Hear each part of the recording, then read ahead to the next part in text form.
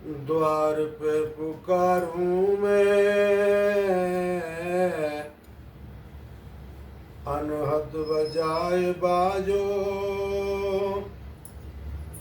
दर्शन देव श्री मात, अर्जी एक मेरी है, भगतन के तारन को निवास भूमि माही कियो, खंडन दुख खंडन को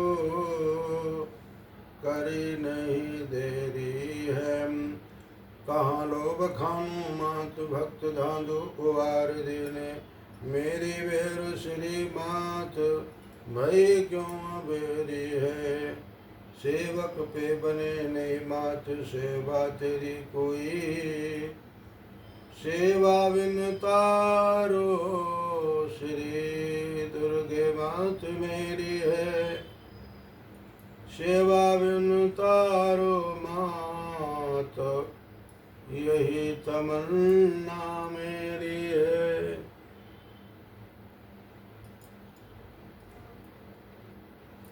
दुर्गा देवी के 108 नाम।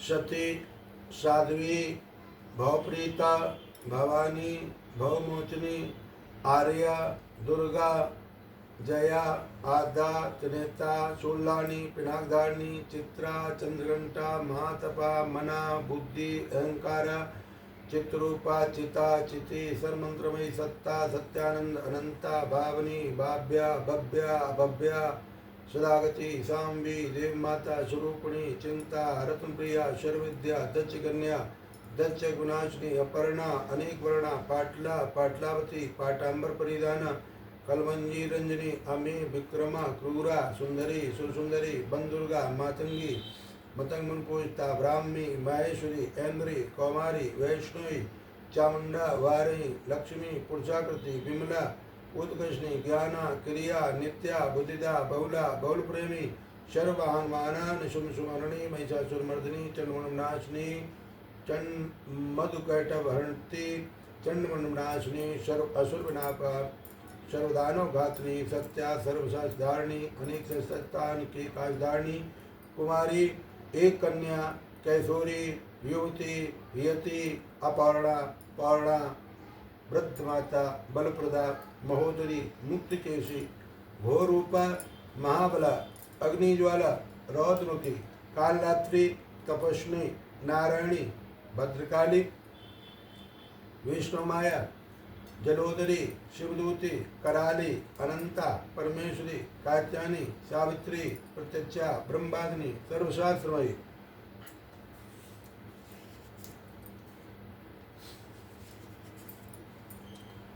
श्लोकी दुर्गा शुवाच,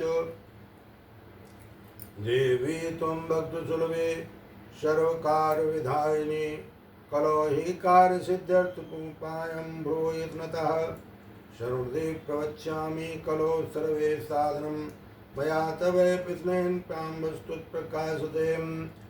ओम अस्य श्री दुर्गा शुभलोकी स्तोत्र मंत्र श्री नारायण श्री अनुष्टभ चंद श्री महाकाली महालक्ष्मी महाशक्ति देवता दुर्गा प्रत्येक शुभलोकी दुर्गा पाठे विनियोगः।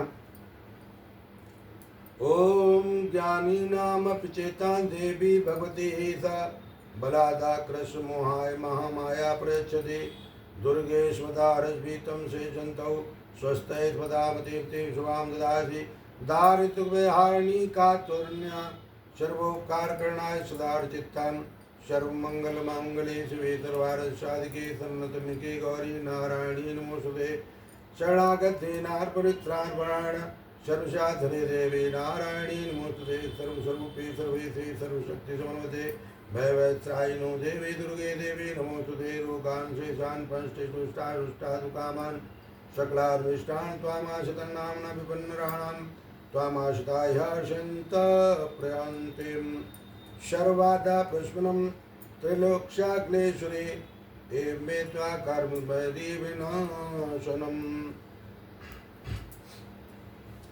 इस श्री सप्तश्लोकी दुर्गा संपूर्ण ऋग्वेदोक्त देवी सूक्त भगवती बोली, मैं रुद्र, वसु, आदित्य और विश्वदेव रूप में सर्वत्र विचरती हूँ। मित्र, वरुण, इंद्र, अग्नि और अश्विनी कारों को भी मैंने ही धारण कर रखा है। सोम, याग, विश्वकर्मा,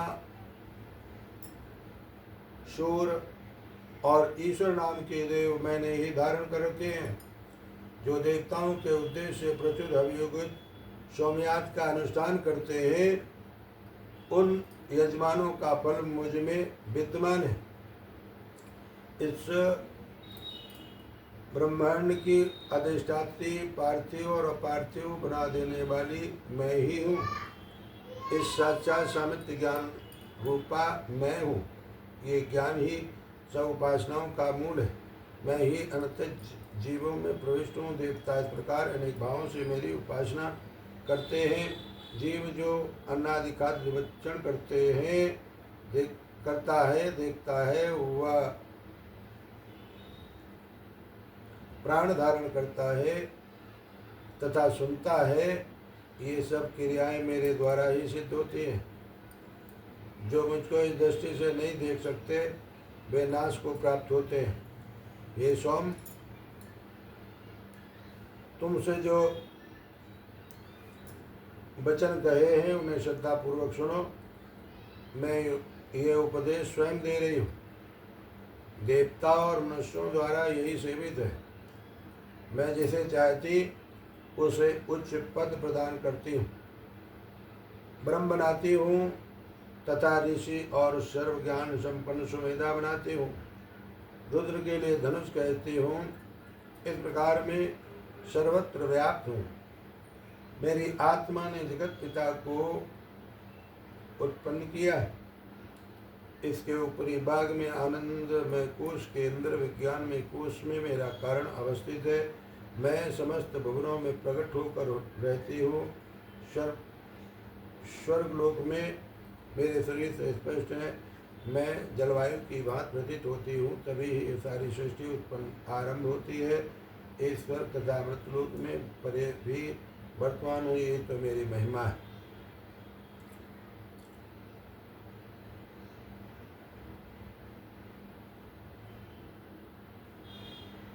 उमाय नमः, त्रिमूर्ते नमः, कल्याणाय नमः, रोहिणाय नमः, कालकाय नमः, हिरण्यकाय नमः, संभवाय नमः, दुर्गाय नमः, सुभद्राय नमः।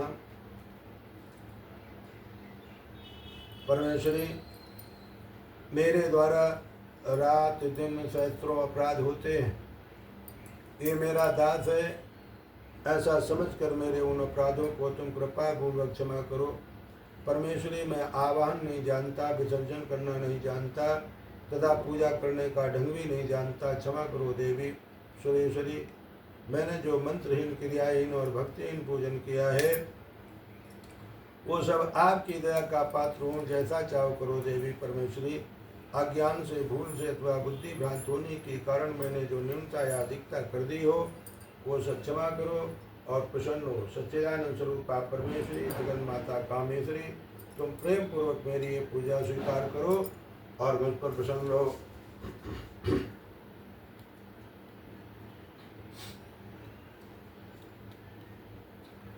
ओम क्रीं कालकाय नमः। ओम क्रीं कालकाय नमः। ओम क्रीं कालकाय नमः। ओम क्रीं कालकाय नमः। ओम ऐं ह्रीं क्लीं चामुण्डाय विचे। ओम ऐं ह्रीं क्लीं चामुण्डाय विचे। ओम ऐं ह्रीं क्लीं चामुण्डाय विचे। ओम ऐं ह्रीं क्लीं चामुण्डाय विचे। ओम ऐं ह्रीं क्लीं चामुण्डाय विचे। ओम ऐं ह्रीं क्लीं चामुण्डाय विचे। ओम दुं दुर्गाय नमः। ओम दुं दुर्गाय नमः। ओम दुं दुर्गाय नमः। ओम दुं दुर्गाय नमः। ओम दुं दुर्गाय नमः। ओम दुं दुर्गाय नमः।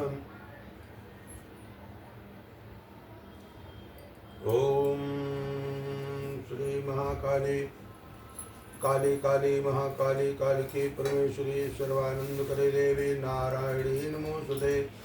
काली काली महाकाली काल की परमेश्वरी सर्वानंद करे देवी नारायणी नमोस्तुते। काली काली महाकाली काल की परमेश्वरी सर्वानंद करे देवी नारायणी नमोस्तुते।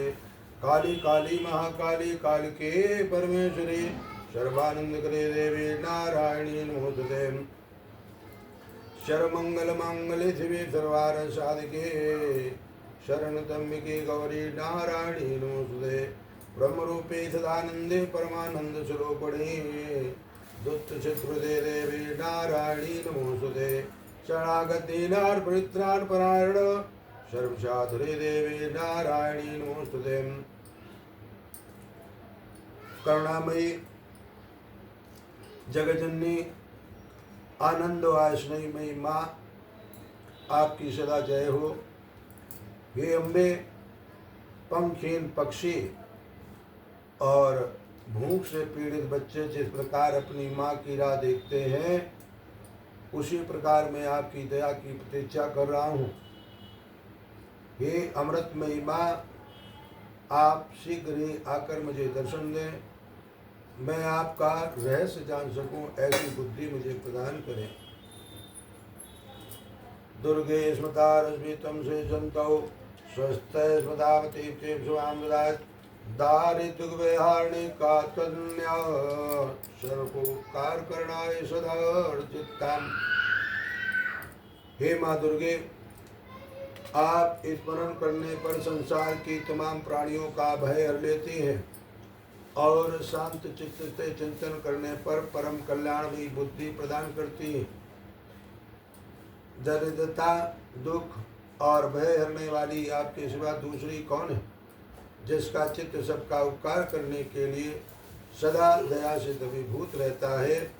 विधि पूर्ण श्रद्धा के साथ भगवती का ध्यान करते हुए इस मंत्र का अनेक बार पाठ करके सो रहो।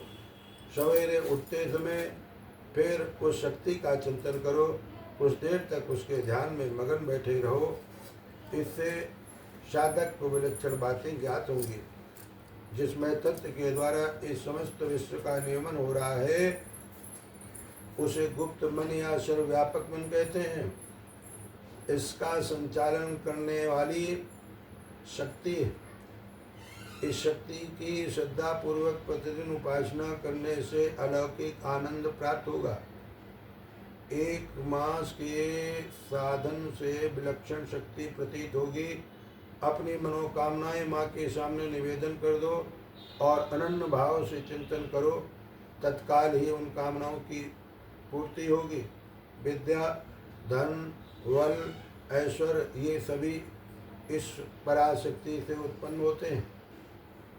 इस महाशक्ति की आराधना से आश्चर्यजनक शक्ति जागृत होगी और असाध्य कार्य साध्य बन जाएंगे। संसार में जीवित रहने के लिए शक्ति संचय करो और सदा यही भाव दृढ़ रखो कि आप सदैव माँ की गोद में है और समस्त शक्तियों का भंडार आपके अंदर है। नमः शून्यकाय नमः। दुर्गा सरस्वती भाषा देव्याकवचम। महर्षि मार्कंडेय जी बोले, हे पितामह, संसार में जो गुप्त हो और जो मनुष्यों की सब प्रकार से रक्षा करता हो और जो आपने किसी को आज तक बताया न हो, वो कवच मुझे बताइए।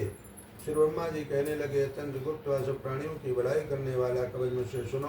प्रथम शैलपुत्री, दूसरी ब्रह्मचारिणी, तीसरी चंद्रघंटा, चौथी कुसुमांडा, पांचवी स्कंद माता, छठी कात्यायनी, सातवीं कालरात्रि, आठवीं माँ गौरी, नौवीं सिद्धरात्रि। ये देवी की 9 मूर्तियाँ और ये 9 दुर्गा कहलाती। आग में जलता हुआ, रण में शत्रु से गिरा हुआ, विषम संकट में फंसा हुआ मनुष्य दुर्गा के नाम का स्मरण करे तो उसको कभी भी हानि नहीं होती। रण में उसके लिए कुछ भी आपत्ति नहीं और ना उसे किसी प्रकार का दुख या डर ही होता है। हे देवी, जिसने श्रद्धा पूर्वक तुम्हारा स्मरण किया है उसकी वृद्धि होती है और जो तुम्हारा चिंतन करते हैं उनकी तुम निसंदेह रक्षा करने वाली हो। चामुंडा प्रेत पर, वारी भैंसे पर, रौद्री हाथी पर, वैष्णवी गरुड़ पर अपना आसन जमाती है। मैसूरी बैल पर, कुमारी मोर पर और हाथ में कमल लिए हुए विष्णुप्रिया लक्ष्मी जी कमल के आसन पर विराजती है। बैल पर बैठी हुई श्री देवी ने श्वेत रूप धारण कर रखा है। और सब प्रकार के आभूषणों से विभूषित ब्राह्मी देवी हंस पर बैठती है। और इस प्रकार ये सब देवियां सब प्रकार के योगों से युक्त और अनेक प्रकार के रत्न धारण किए हुए भक्तों की रक्षा के लिए संपूर्ण देवियां रथ में बैठी तथा क्रोध में भरी हुई दिखाई देती है तथा चक्र गदा शक्ति और मूसल कीटक और तोमर पशु तथा पासबाला और त्रिशूल एवं तमसारंग आदि शस्त्रों को दैत्यों के नाश के लिए और भक्तों की रक्षा करने के लिए और देवताओं के कल्याण करने के लिए धारण किए हैं। हे महारौद्र तंगभूर पराक्रम मानवल और मानुष वाली देवी, तुमको मैं नमस्कार करता हूँ। हे देवी, तुम्हारा दर्शन दुर्लभ है तथा आप शत्रुओं के भय को बढ़ाने वाली है। हे जगदम्बिके, मेरी रक्षा करो। पूर्व दिशा में इंद्रिय मेरी रक्षा करें। अग्निकोण में अग्निशक्ति, दक्षिण में वाराही देवी, नक्षत्र कोण में रथधारिणी देवी मेरी रक्षा करें। वारुणी पश्चिम दिशा में, वायुकोण में वाहिनी, उत्तर में कौमारी और ईशान में शूलधारिणी देवी मेरी रक्षा करें। ब्रह्माणी ऊपर की ओर से मेरी रक्षा करें और वैष्णो देवी नीचे की ओर से मेरी रक्षा करें।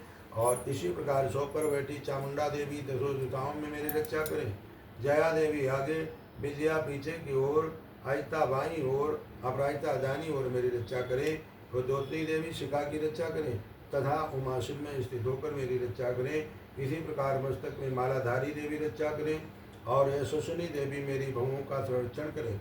भवों के मध्यभाग में त्रिनेत्रा, नथनों की घंटा देवी रक्षा करें। नेत्रों के मध्य में शकुनी देवी और द्वारवासिनी देवी कानों की रक्षा करें। कपोलों की कालिका देवी और कानों के मूल भाग की उगती शाकरी रक्षा करें। सुगंधा नाशिका में और चर्चिका ऊपर के ओठ में, अमृत कला नीचे के ओठ की, सरस्वती देवी जीव की रक्षा करे।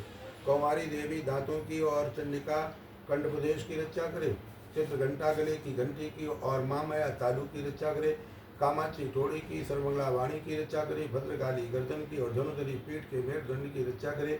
कंठ के बारी भाग के नीलग्रीवा और कंठ की नली की नलकुबरी रक्षा करे। दोनों कंधों की खड़गनी और पैदानी मेरी दोनों बाहों की रक्षा करे।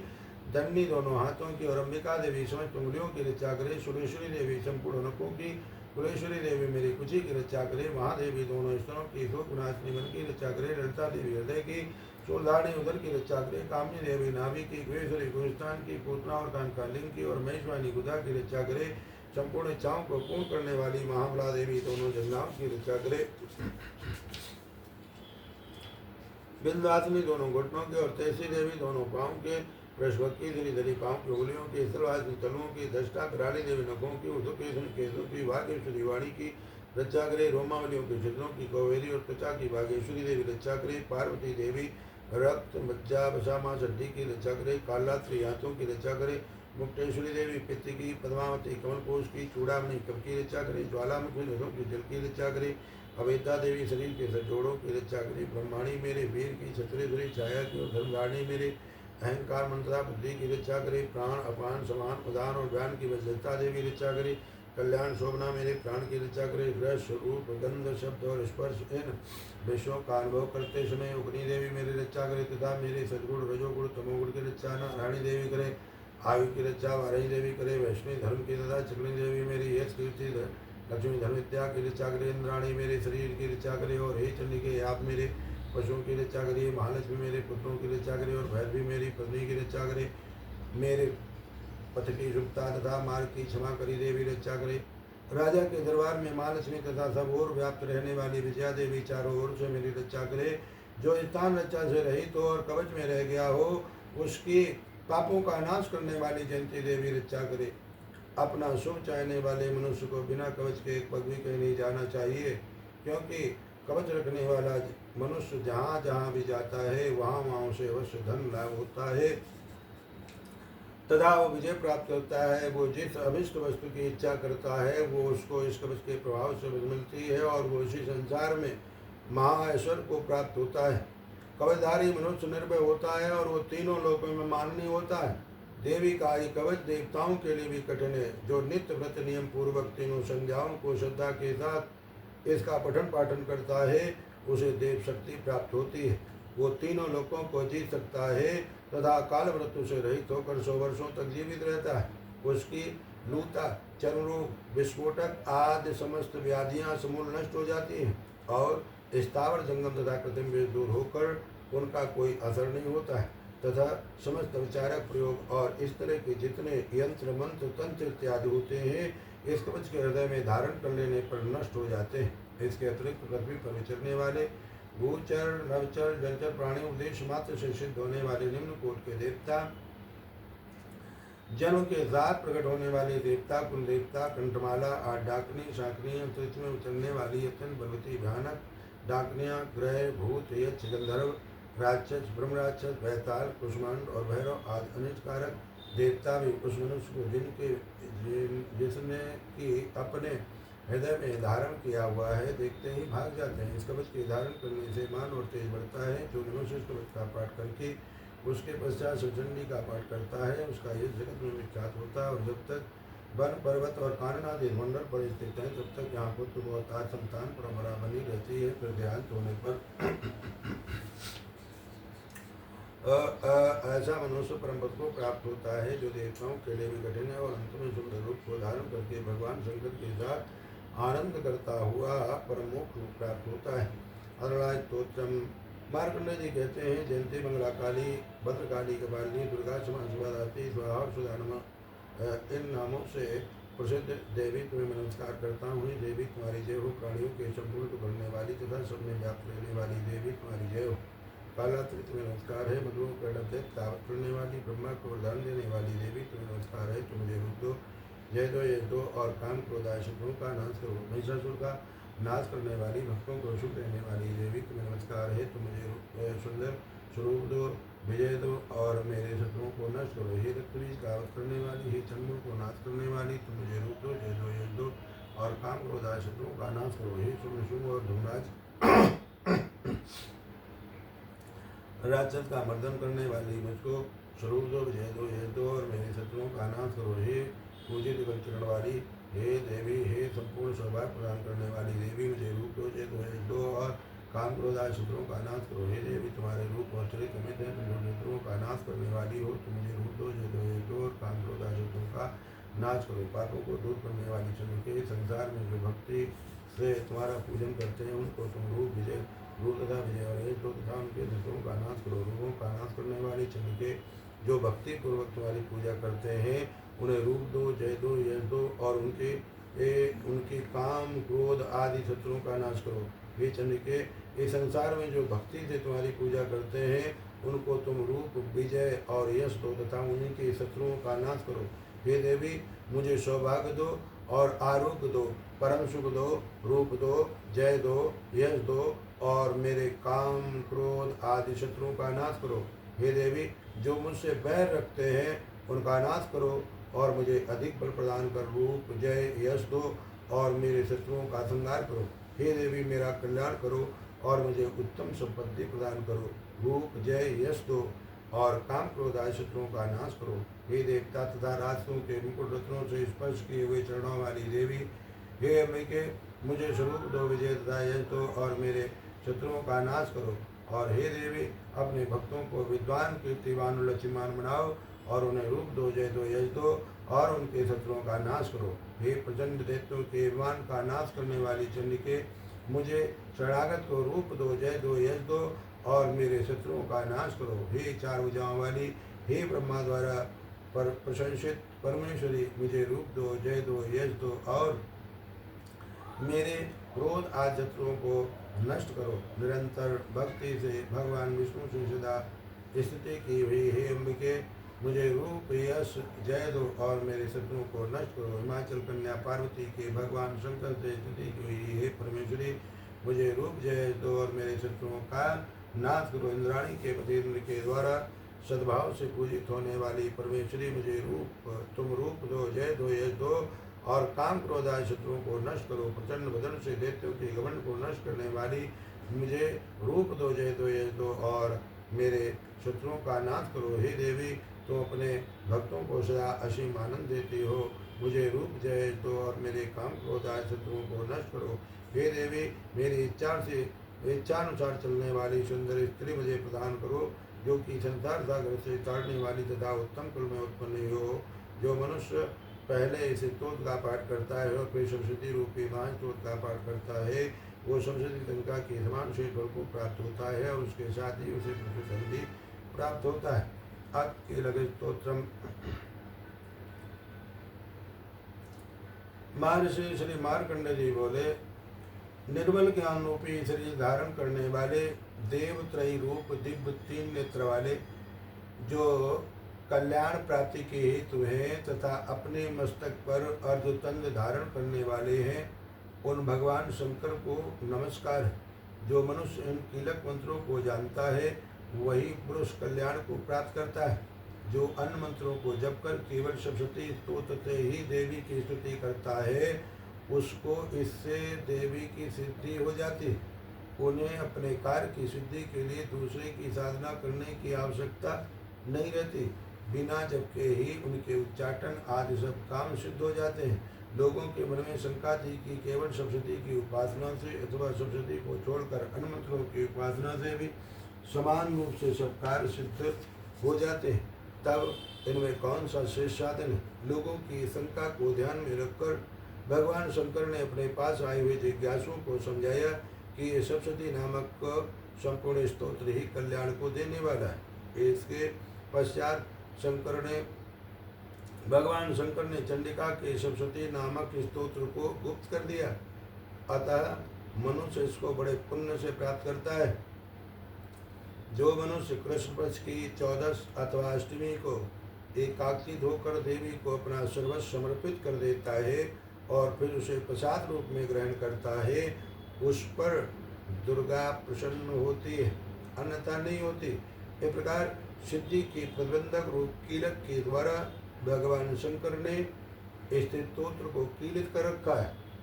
जो पुरुष इस सप्तशती को निष्कीलन करके नित्य पाठ करता है वो सिद्ध हो जाता है, वही देवों का पार्षद होता है और वो गंधर्व होता है। सर्वत्र विचरते रहने पर भी उस मनुष्य को इस संसार में कहीं कोई डर नहीं होता। वो आप मृत्यु के वश में नहीं पड़ता और मरकर मोक्ष की प्राप्ति हो जाती।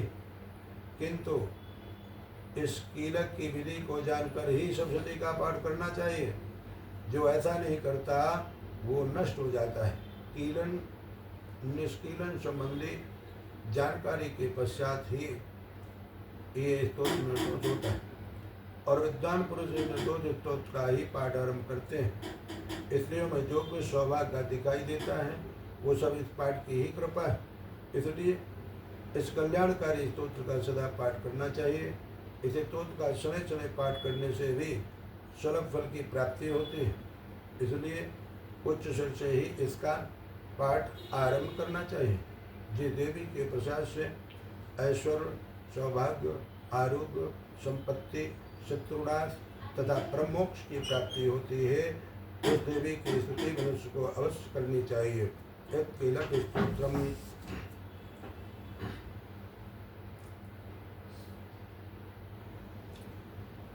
ओम नमः चंडिकाय नमः। ओम नमः चंडिकाय नमः। महर्षि मार्कंडेय जी बोले, सूर्य के पुत्र श्रावणी की उत्पत्ति की कथा विस्तार पूर्वक कहता हूँ, सुनो। श्रावणी महामाया की कृपा से जिस प्रकार मंत्र के स्वामी हुए उसका हाल भी सुनो। पहले स्वारोचिष नामक वनांतर में चैत्रवंशी तुरत नाम के एक राजा थे। सारी पृथ्वी पर उनका राज्य था। वो प्रजा को अपने पुत्र के समान मानते थे, तो भी कोलावधंसी राजा उनके शत्रु बन गए। दुष्टों को दंड देने वाले राजा सूरत की उनके साथ लड़ाई हुई। कोलावधंसियों की संख्या में कम होने पर भी राजा सूरत युद्ध में उनसे हार गए। तब वो अपने नगर में आ गए। केवल अपने देश का राज्य उनके पास रह गया और वो उसी देश के राजा होकर राज्य करने लगे। किंतु उनके शत्रुओं ने उन पर वहां भी आक्रमण किया। राजा को बलहीन देखकर उसके दुष्ट मंत्रियों ने राजा की सेना और खजाना अपने अधिकार में कर लिया। राजा सूरत अपने राज्याधिकार को हार कर शिकार खेलने के बहाने घोड़े पर सवार होकर वहां से एक भयंकर वन की ओर चले गए। उस वन में उन्होंने महर्षि मेधा का आश्रय देखा। वहाँ मेधा महर्षि अपने शिष्यों तथा मुनियों से शोभित बैठे हुए थे और वहाँ कितने ही हिंसक जीव परम शांति भाव से रहते थे। राजा सूरत ने महर्षि मेधा को प्रणाम किया और महर्षि ने भी उनका उचित सत्कार किया। राजा सूरत महर्षि के आश्रम में कुछ समय तक ठहरे। अपने नगर की ममता के आकर्षण से राजा अपने मन में सोचने लगे, पूर्व काल में पूर्वजों ने जिस नगर का पालन किया था वो आज मेरे हाथ से निकल गया। मेरे दुष्ट एवं दुरात्मा मंत्री मेरे नगर की अब धर्म से रक्षा कर रहे होंगे या नहीं। मेरा प्रधान हाथी जो कि सदा मत की वर्षा करने वाला और शूरवीर था, मेरे वैरियों के बस में होकर न जाने क्या तो बुरा होगा। मेरे आज्ञाकारी नौकर जो मेरी कृपा से धन और भोजन पाने से सदैव सुखी रहते थे और मेरे पीछे पीछे चलते थे, वो अब निश्चय ही दुष्ट राजाओं का अनुसरण करते होंगे तथा मेरे दुष्ट एवं दुरात्मा मंत्रियों द्वारा व्यर्थ धन को वे करने से संचित किया हुआ मेरा खजाना एक दिन अवश्य खाली हो जाएगा। इस प्रकार की बहुत सी बातें सोचता हुआ राजा निरंतर दुखी रहने लगा। एक दिन राजा सूरत ने महर्षि वेदा के आश्रम के निकट एक वैश्य को देखा। राजा ने उससे पूछा, भाई तुम कौन हो, यहाँ तुम्हारे आने का क्या कारण है और तुम मुझे शोकग्रस्त अनमने से दिखाई देते हो, इसका क्या कारण है। राजा के नम्र वचन सुन वैश्य ने महाराज सूरत को प्रणाम किया और प्रणाम करके कहा। वैश्य बोला, राजन मेरा नाम समाधि है, मैं धनियों के कुल में उत्पन्न एक वैश्य हूँ। मेरे दुष्ट स्त्री पुत्र आदिकों ने लोभ से मेरा सब धन छीन लिया है और मुझे घर से निकाल दिया है। मैं इस तरह से दुखी होकर इस वन में चला आया हूँ और यहाँ रहता हुआ मैं इस बात को भी नहीं जानता कि अब घर में इस समय सब कुशल हैं या नहीं। यहाँ मैं अपने परिवार का आचरण संबंधी कोई समाचार भी नहीं पा सकता कि वो घर में इस समय कुशल पूर्वक हैं या नहीं। मैं अपने पुत्रों के संबंध में ये भी नहीं जानता कि वो सदाचारी हैं या दुराचार में फंसे हुए। राजा बोले, जिस धन के लोभी स्त्री पुत्रों ने तुम्हें घर से निकाल दिया है, फिर भी तुम्हारा चित्त उनसे क्यों प्रेम करता है। वैश्य ने कहा, मेरे विषय में आपका ऐसा कहना ठीक है किंतु मेरा मन इतना कठोर नहीं है। यद्यप उन्होंने धन के लोभ में पड़कर पितृ स्नेह को त्याग कर मुझे घर से निकाल दिया है, तो भी मेरे मन में उनके लिए कठोरता नहीं आती। हे मामते, मेरा मन फिर भी उनमें क्यों फंस रहा है, इस बात को जानता हुआ भी मैं नहीं जान रहा। मेरा चित्त उनके लिए दुखी है, मैं उनके लिए लंबी लंबी सांसें ले रहा हूँ। लोगों में प्रेम नाम को नहीं है, फिर भी ऐसे निश्चयों के लिए मेरा हृदय कठोर नहीं होता। महर्षि मार्कंडेय जी ने कहा, ही ब्राह्मण। इसके पश्चात महाराज सूरत और वो वैश्य दोनों महर्षि मेधा के समीप गए और उनके साथ न्याय संभाषण करके दोनों ने वार्ता आरंभ की। राजा बोले, हे भगवान, मैं आपसे एक बात पूछना चाहता हूँ, सो आप कृपा करके मुझे बताइए। मेरा मन मेरे अधीन नहीं है, इससे मैं बहुत दुखी हूँ। राजधनादि की चिंता अभी तक मुझे बनी हुई है और मेरी ये ममता ज्ञानियों की तरह बढ़ती ही जा रही है और ये समाधि नामक वैश्य भी अपने घर से अपमानित होकर आया है। उसके स्वजनों ने भी उसे त्याग दिया है। स्वजनों से त्यागा हुए वह उनसे हार्दिक प्रेम रखता है। इस तरह हम दोनों ही दुखी हैं। माँ बाप उन लोगों के अवगुणों को देखकर भी हम दोनों के मन में उनके लिए ममता जनित आकर्षण उत्पन्न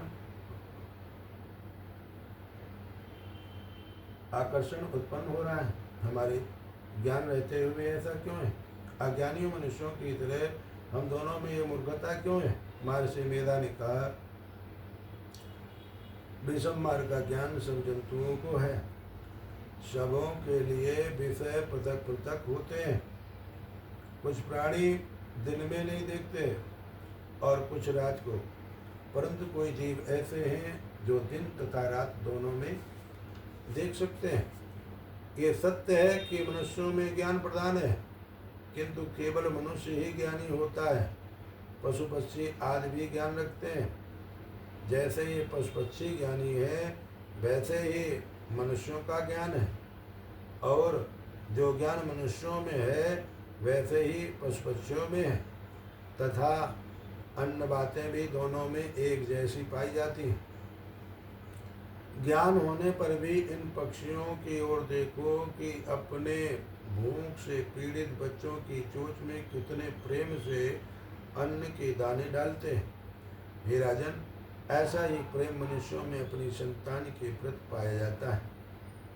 लोभ के कारण अपने उपकार का बदला पाने के लिए मनुष्य पुत्रों की इच्छा करते हैं और इस प्रकार मुंह के गड़े में गिरा करते हैं। भगवान श्री हरि की जो माया है उसी से ये संसार मोहित हो रहा है, इसमें आश्चर्य की कोई बात नहीं, क्योंकि वो भगवान विष्णु की योग निद्रा है। ये माया ही तो है जिसके कारण संसार मुंह में जकड़ा हुआ है। यही महामाया भगवती देवी ज्ञानियों के चित्त को बलपूर्वक खींचकर मोह में डाल देती है और उसी के द्वारा संपूर्ण जगत की उत्पत्ति होती है। यही भगवती देवी प्रसन्न होकर मनुष्य को मुक्ति प्रदान करती है।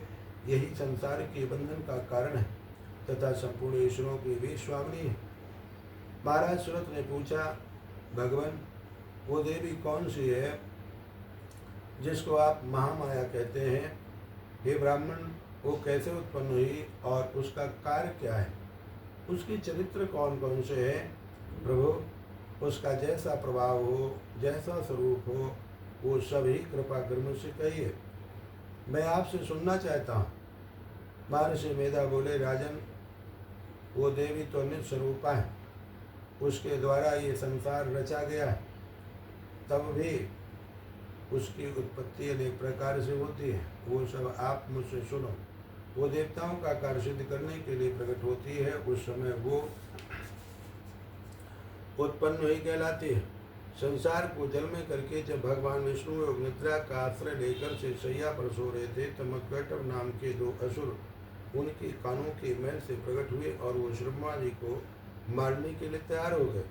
श्री ब्रह्मा जी ने जब उन दोनों को अपनी ओर आते देखा और ये भी देखा कि भगवान विष्णु योग निद्रा का आश्रय लेकर सो रहे हैं, तो वो उस समय श्री भगवान की जगाने के लिए उनके नेत्रों में निवास करने वाली योग निद्रा की स्तुति करने लगे। श्री ब्रह्मा जी ने कहा, हे देवी, तुम ही स्वाहा, तुम ही स्वधा और तुम ही वशटकार हो। स्वर भी तुम्हारा ही स्वरूप है। तुम ही जीवन देने वाली सुधा हो। नित्य अचर प्रणव में अकार, उकार, मकार, इन तीनों में माताओं के रूप में तुम ही स्थित हो। इनके अतिरिक्त जो बिंदुपत मात्रा है, जिसका कि विशेष रूप से उच्चारण नहीं किया जाता है, हे देवी, वो भी तुम ही हो। हे देवी, संध्या, सावित्री तथा परम जननी तुम ही हो। तुम इस विश्व को धारण करने वाली हो। तुमने ही इस जगत की रचना की है और तुम ही इस जगत का पालन करने वाली हो और तुम ही कल्प के अंत में सबको वचन करने वाली हो। हे देवी, जगत की उत्पत्ति के समय तुम सृष्टि रूपा होती हो, पालन काल में स्थित रूपा हो और कल्प के अंत में संहार रूप धारण कर लेती हो। तुम ही महाविद्या, महामाया, महामेधा, महारात्रि और मोहरात्रि हो। श्री ईश्वरी और पूर्ण स्वरूपा बुद्धि भी तुम ही हो। लज्जा, पुष्टि, तुष्टि, शांति और क्षमा भी तुम ही हो। तुम खड्गधारिणी, शूलधारिणी, घोरूपा तथा गदा, चक्र, शंख और धनुष के धारण करने वाली हो। बाण, भुसुंडी और परिघ ये भी तुम्हारे ही अस्त्र हैं। तुम सौम्य और समतर हो। यही नहीं बल्कि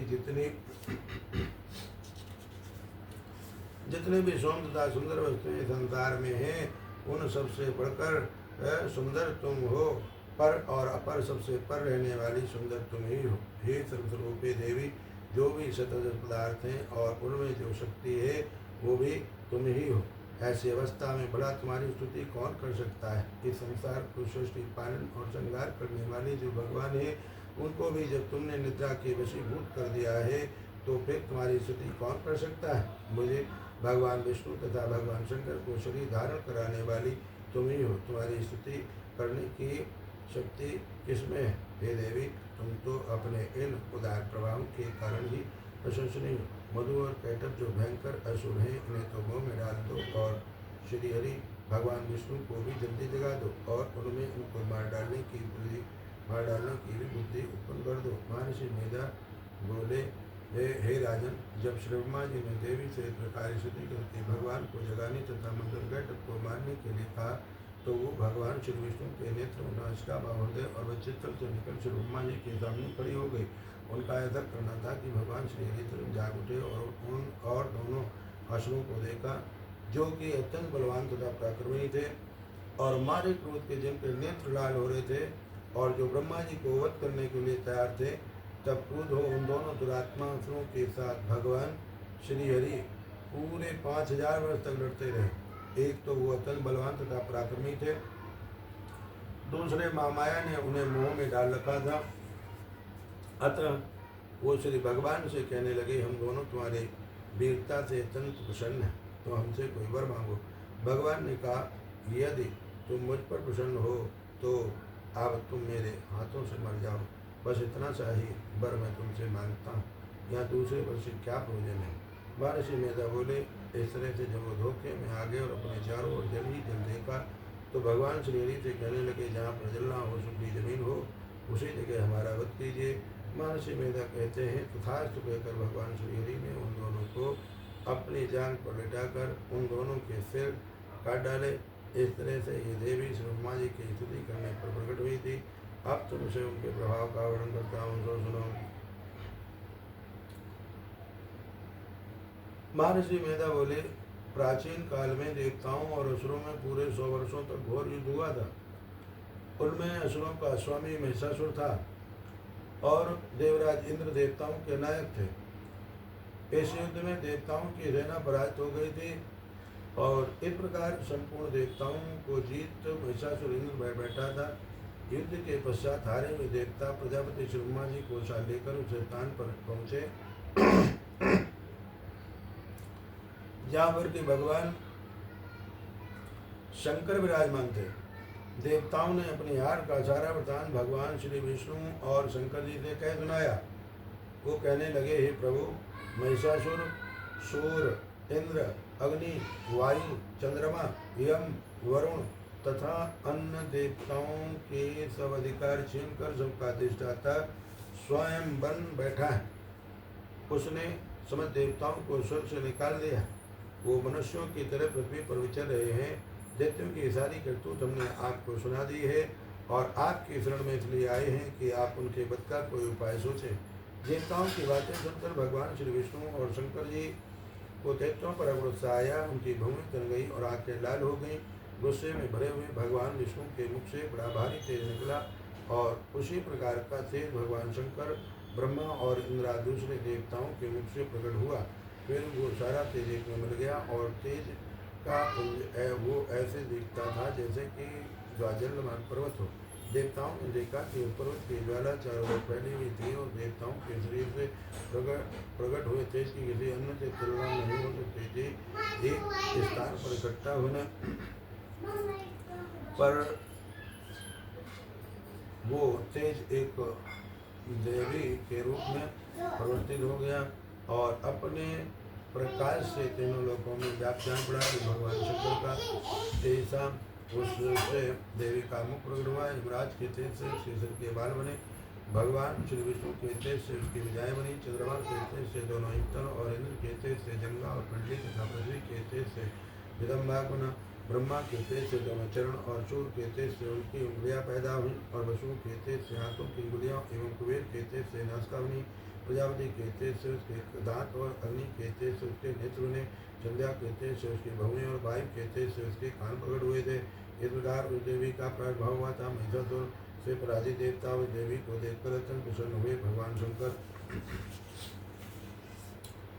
भगवान शंकर ने अपने त्रिशूल में से एक त्रिशूल निकालकर उस देवी को दिया और भगवान विष्णु ने अपने चक्र में से एक चक्र निकालकर उस देवी को दिया। वरुण ने अपने चक्र में से एक चक्र निकालकर उस देवी को दिया। वरुण ने देवी को संग भेंट किया, अग्नि ने उसे शक्ति दी, वायु ने उसे धनुष और बाण दिए। शत नेत्रों वाले श्री देवराज इंद्र ने उसे अपने वज्र से उत्पन्न करके एक वज्र दिया और आराम शांति का एक घंटा उतार कर देवी को भेंट किया। यमराज ने उसे कालदंड में दंड दिया, वरुण ने उसे पास दिया, प्रजापति ने फड़क की माला दी और ब्रह्मा जी ने उसे कमंडल दिया। सूर्य ने देवी के समस्त रोमों में अपनी किरणों का तेज भर दिया। काल ने उसे चमकती हुई ढाल और तलवार दी तथा उज्ज्वलहार और दिव्य वस्त्र उसे भेंट किए और उनके साथ ही उसने दिव्य चूड़ामणि दी, 2 कुंडल, कंकण, उज्ज्वल अर्चन, बाहों के लिए बाजूबंद, चरणों के लिए नूपुर, गले के लिए सुंदर हथेली और उंगलियों के लिए रत्नों की बनी हुई अंगूठियां और सीधी विश्वकर्मा ने उनको बरसा दिया और उसके साथ ही कई प्रकार के अस्त्र और अवैध कवच दिए और इसके अतिरिक्त उसने उसे कभी न कुमलाने वाले सुंदर कमलों की मालाएं भेंट की। समुद्र ने सुंदर कमल का फूल भेंट किया। हिमालय ने सवारी के लिए सिंह और तरह तरह के रत्न देवी को भेंट किए। यजराज कुबेर ने मधु से भरा हुआ पात्र और शेषनाग ने उन्हें भगवान मणियों से विभूषण आकार भेंट किया। इसी तरह दूसरे देवताओं ने उसे आभूषणों और अस्त्र देकर उनका सम्मान किया। इसके पश्चात देवी ने उस स्वर से गर्जना की। उसके इस भयंकर नाश से आकाश में उठा। देवी का मुंह किया हुआ सिंहनाद समान लगा। आकाश उनके सामने छोटा प्रतीत होने लगा। उससे बड़े जोर की ध्वनि हुई, जिससे समस्त जल मच गई और समुद्र कांप उठे, पृथ्वी डोलने लगी और सबके सब पर्वत होने लगे। देवताओं ने उस समय प्रसन्न हो शिवानी जगत में देवी ने कहा, देवी तुम्हारी जय हुई। इसके साथ महाविष्णु ने भक्तिभाव से विनम्र होकर उनकी स्थिति की। संपूर्ण लोक की घोषों देखकर दैत्यगण अपनी सेनाओं को साथ लेकर और हथियार आज सजाकर उठ खड़े हुए। महिषासुर की क्रोध की कोई सीमा नहीं थी। उसने क्रोध में भरकर कहा, ये सब क्या उत्पाद है। फिर वो अपनी सेना के साथ उस ओर दौड़ा जिस ओर से भयंकर नाथ का शब्द सुनाई दिया था, और आगे पहुंचकर उसने देवी को देखा, जो कि अपनी प्रभा से तीनों लोकों को प्रकाशित कर रही थी। उसके चरणों के भार से पृथ्वी दबी जा रही थी। माथे की अंकुर से आकाश में रेखा से बन रही थी, और उसके धनुष के टंकोर से सब लोग शुभ हो रहे थे। देवी अपने सत्सव भुजाओं को संपूर्ण दिशाओं में फैलाए खड़ी थी। वह इसके पश्चात उनका दैत्यों के साथ चढ़ गया, और कई प्रकार के आश्वासों के सबकी सब दिशाएं उद्भाषित होने लगी। महिषासुर की सेना का सेनापति त्रिशूर नामक एक महान असुर था। वो आगे बढ़कर देवी के साथ युद्ध करने लगा, और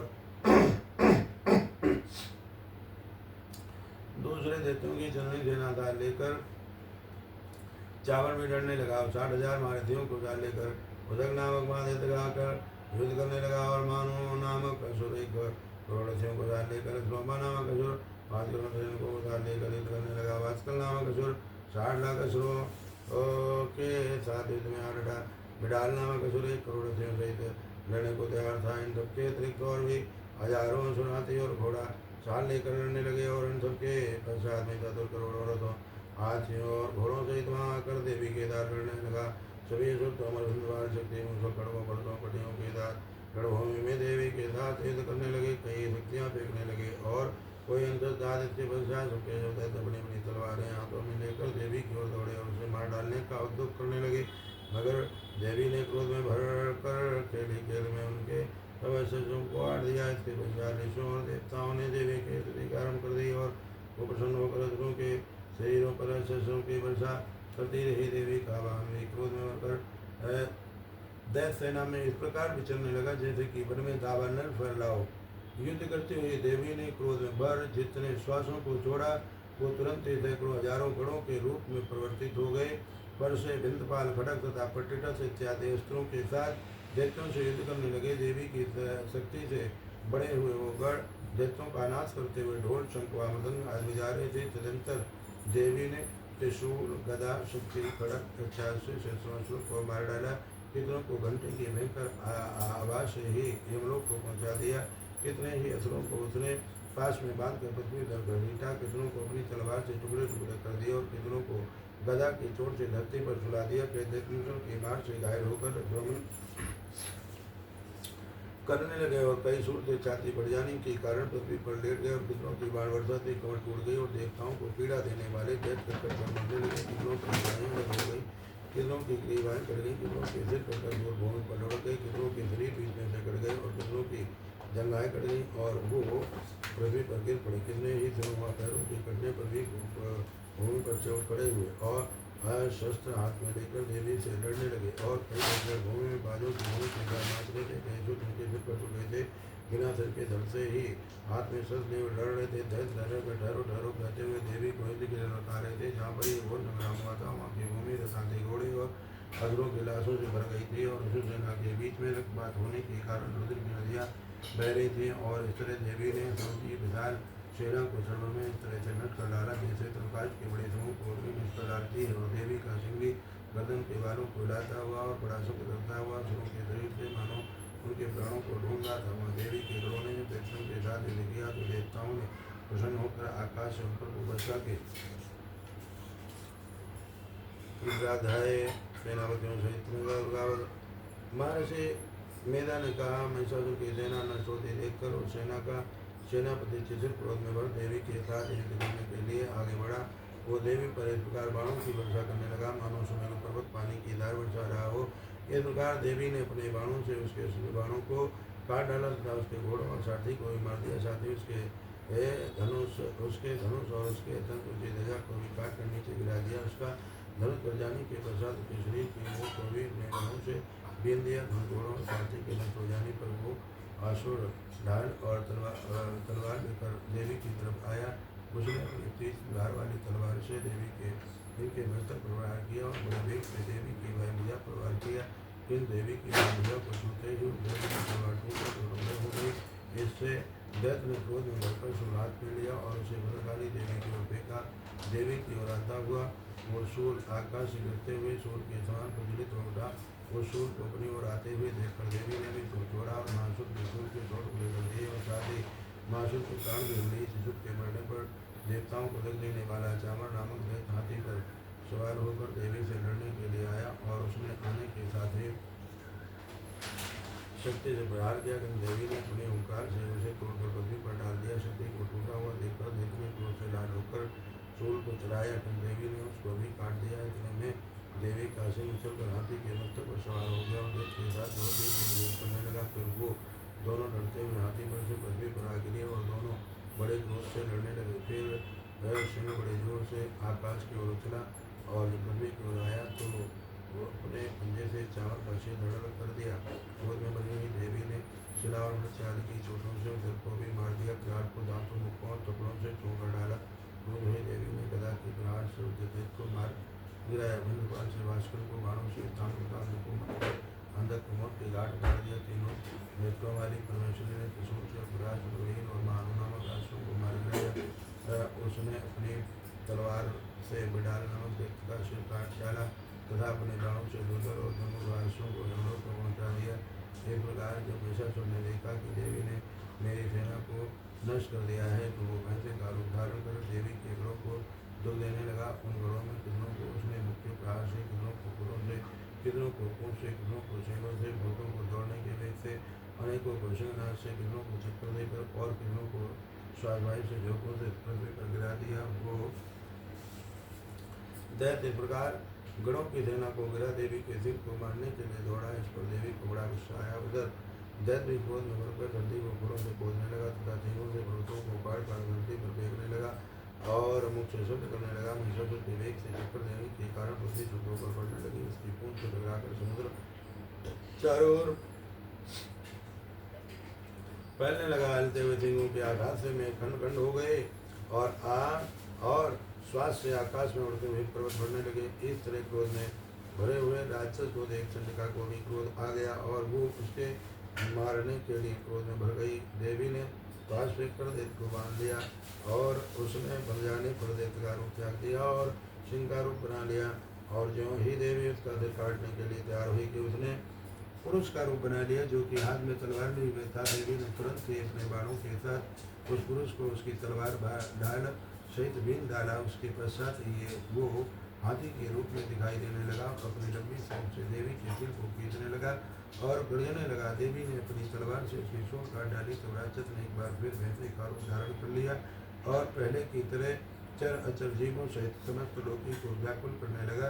इसके पश्चात क्रोध में भरी हुई देवी बारंबार उत्तम मधु का पान करने लगी और लाल लाल नेत्र करके हंसने लगी।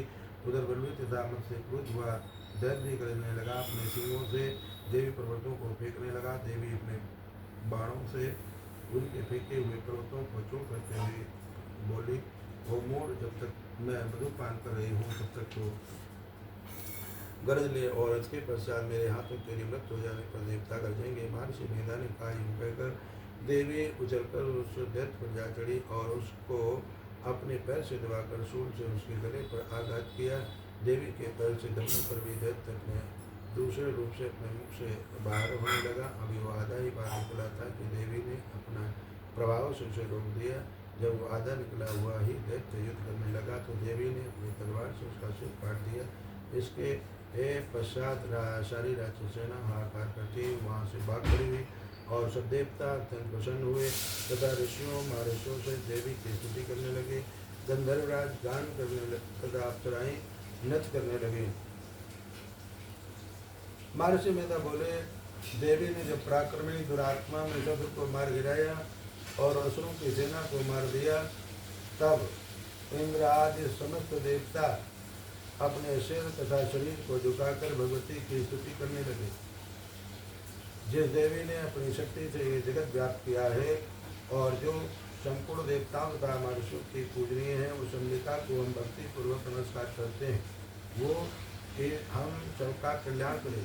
जिस अतुल प्रभाव और बल का वर्णन भगवान विष्णु, शंकर और ब्रह्मा जी भी नहीं कर सके, वही चंडिका देवी इस संपूर्ण जगत का पालन करे और अशुभ भय का नाश करे।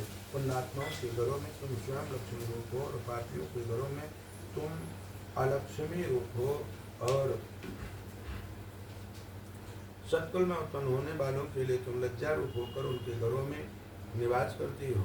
हम उस दुर्गा भगवती को नमस्कार करते हैं। हे देवी, इस विश्व का पालन करो। हे देवी, हम तुम्हारे चित्त रूप का किस प्रकार वर्णन करें। असुरों के नाश करने वाली भारी पराक्रम तथा समस्त देवताओं और देवतियों के विषय में जो तुम्हारी पवित्र चरित्र है, उनको हम किस प्रकार वर्णन करें।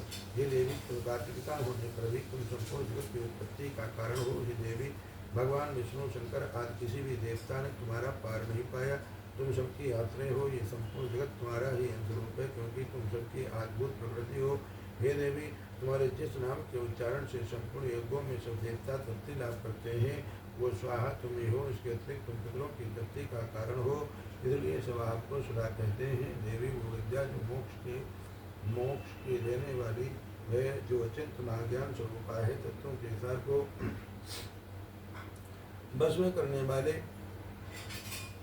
संपूर्ण दोषों को दूर करने वाले, मोक्ष की इच्छा वाले मुनिजन जिसका अभ्यास करते हैं, वो तुम ही हो। तुम वाणी रूप हो और दोष रहित ऋत तथा आयुर्वेदों की एवं उद्गीत और सुंदर पदों के पाठ वाले सांवेद की आश्रय रूप हो। तुम भगवती हो।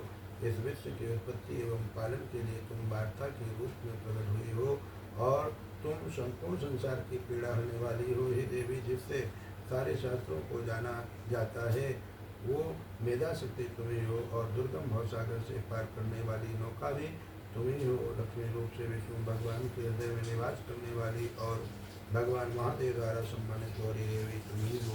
मुस्कान वाले निर्मल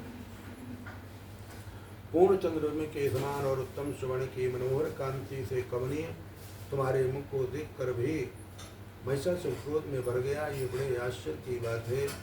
और हे देवी, तुम्हारा यही मुख जब क्रोध में भर गया तो उदय काल की चंद्रमा की भांति लाल हो गया और तनी हुई बहू के कारण विकराल रूप हो गया। उसे देखकर भी महिषासुर के तीव्र प्राण निकल गए। ये बड़े आश्चर्य की बात है।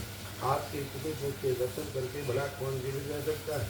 हे देवी, हमारे कल्याण के लिए प्रसन्न हो। आपके प्रसन्न होने से इस जगत का अभ्युदय होता है और जब आप क्रोध हो जाते हैं तो कितने ही कुलों का सर्वनाश हो जाता है।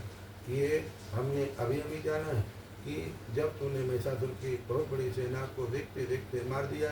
हे देवी, सदा विद्या प्रताप देने वाली तुम जिस पर प्रसन्न हो जाती हो, वही देश में सम्मानित होते हैं। उनके धन यश की वृद्धि होती है,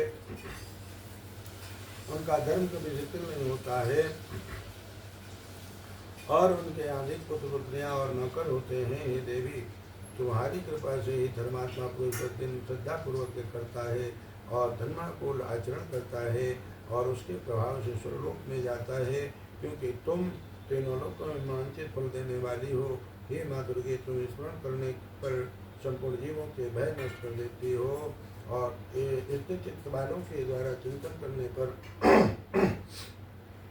उन्हें और अत्यंत मंगल देते हो। हे दारिद्र दुखनाशिनी देवी, तुम्हारे सिवा दूसरा कौन है। तुम्हारा चित्त सदा दूसरों के उपकार में लगा रहता है। हे देवी, तुम शत्रुओं को इसलिए मारते हो कि उनके मारने से दूसरों को सुख मिलता है। वो चाहे नरक में जाने के लिए चिरकाल तक पाप करते रहे हो, किंतु तुम्हारे साथ युद्ध करके सीधे स्वर्ग हो जाए, इसलिए तुम उनका वध करती हो। हे देवी, क्या तुम दृष्टिपात मात्र से समस्त शत्रुओं को वश नहीं कर सकते। अवश्य कर सकते हो, किंतु तुम्हारा शत्रुओं को शत्रुओं के द्वारा मारना इसलिए है कि शत्रुओं के द्वारा मरकर वे स्वर्ग को जावे।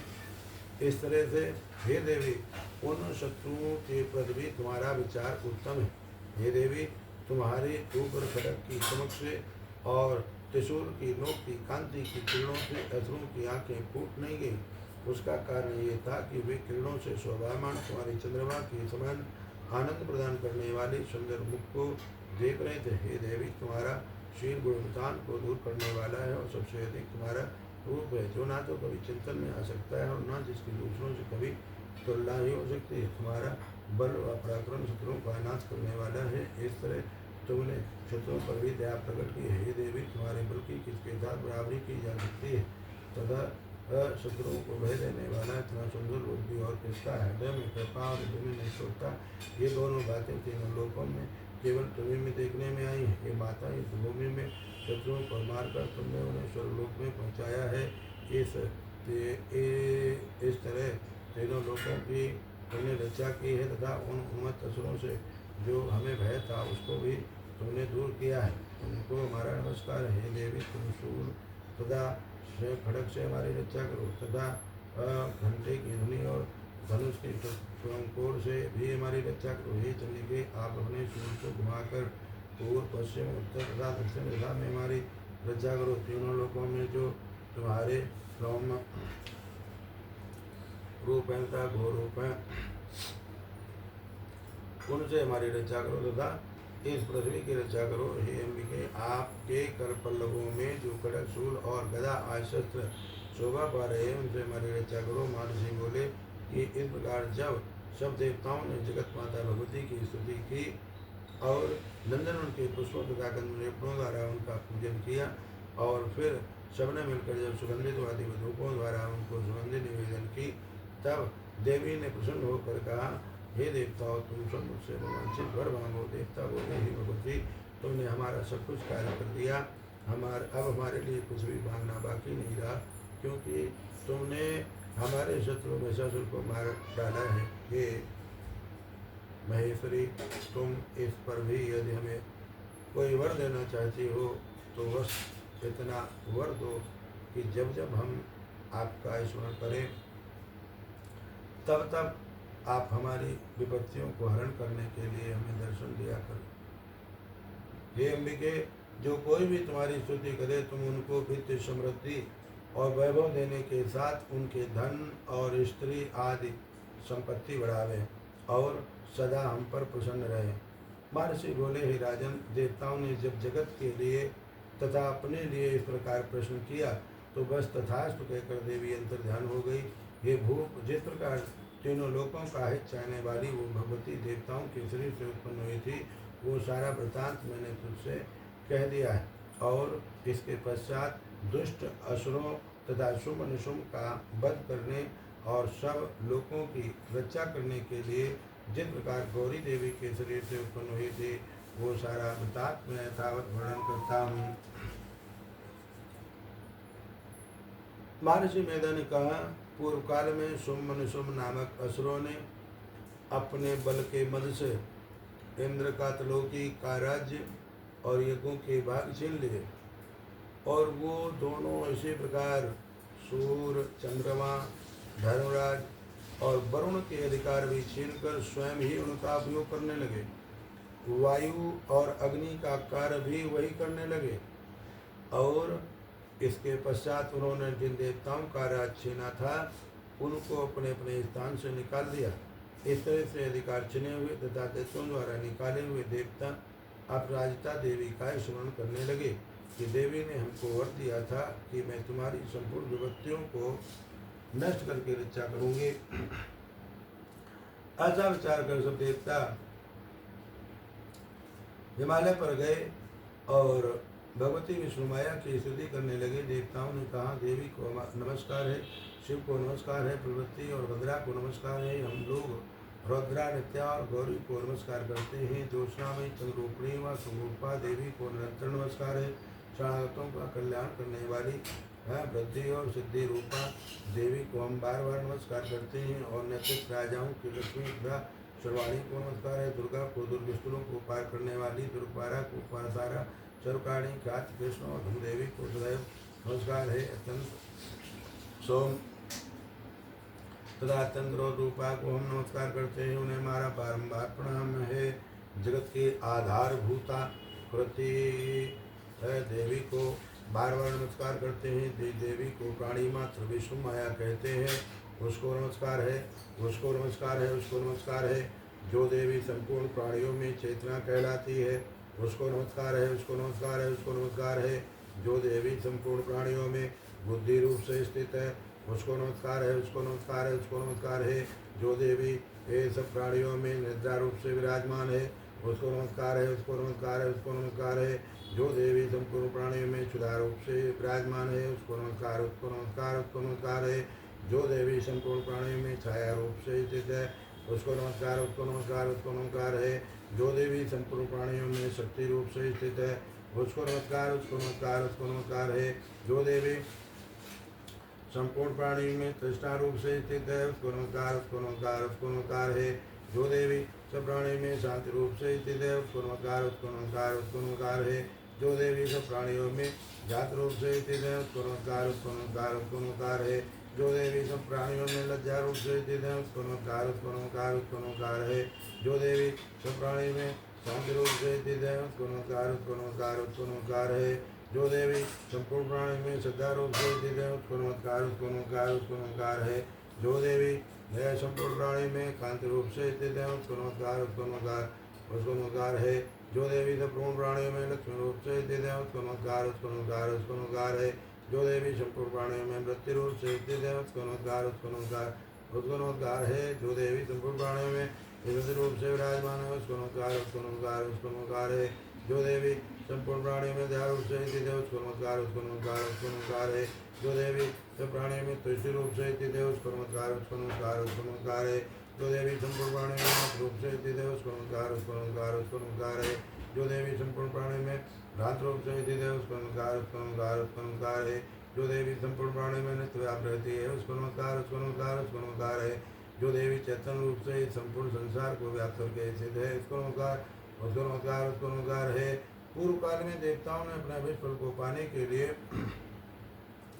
जिसकी स्तुति की है और देवराज इंद्र ने बहुत दिनों तक जिसका सेवन किया है, वो कल्याण की साधना भूता, इसलिए हमारा कल्याण और मंगल करे तथा सारी प्रवृत्तियों को नष्ट कर डालें। श्रों के सदाए हुए हम संपूर्ण देवता उस परमेश्वरी को इस समय नमस्कार करते हैं तथा जो भक्ति पूर्वक स्मरण किए जाने पर तुरंत ही प्रवृत्तियों को नष्ट कर देती है। जगदम्बा इस समय भी हमारा मंगल करके हमारी समस्त प्रवृत्तियों को दूर करे। महर्षि मेधा ने कहा, हे राजन, इस प्रकार जब देवता स्तुति कर रहे थे तो उसी समय पर्वतों पार्वती देवी गंगा में स्नान करने के लिए आई। तब उनके शरीर से प्रकट होकर शिवा देवी बोली, सुमदत्त के द्वारा स्वर्ग से निकले हुए और मुसुम से हारे हुए ये देवता मेरी स्तुति कर रहे। पार्वती के शरीर से अंबिका निकली गई, इसलिए उसको संपूर्ण लोक में कौशकी कहते हैं। कौशकी के प्रकट होने के पश्चात पार्वती देवी के शरीर का रंग काला हो गया और वो हिमालय पर रहने वाली कालिका देवी के नाम से उसे तो एक सुन और सुन के दूषण